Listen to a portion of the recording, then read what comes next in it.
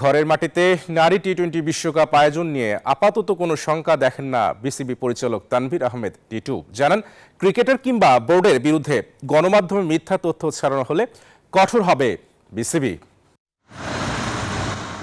সারা দেশের মতো বিসিবিতেও ব্যস্ততা বাড়ছে। সামনে একাধিক সিরিজ আর অক্টোবরে ঘরের মাটিতে নারী টি-20 বিশ্বকাপ। এসব সামনে রেখে পরিচালকদেরও হোম অফ ক্রিকেটে আনাগোনা বেড়েছে।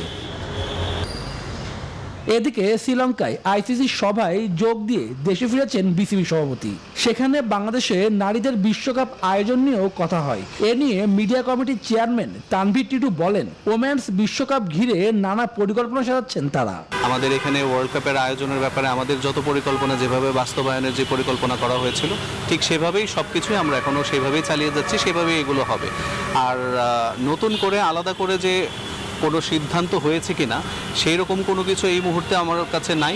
ক্রিকেটকে এগিয়ে নিতে গণমাধ্যমকে পাশে থাকার অনুরোধ এই পরিচালকের। এখন থেকে মিথ্যা তথ্য ছড়ালে আইনগত ব্যবস্থা নেওয়ার হুঁশিয়ারি তার কণ্ঠে।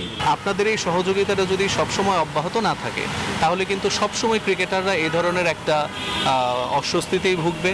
তারা এই কনফিডেন্স তাদের থাকবে না। আমরা তথ্য মন্ত্রণালয়ের সাথে যোগাযোগ করছি। তাদের যে গাইডলাইন আছে, বাংলাদেশ গণপ্রজাতন্ত্রী বাংলাদেশ সরকারের যে গাইডলাইন আছে মিডিয়ার জন্য, সেই গাইডলাইনটাই আমরা হয়তো ফলো করব।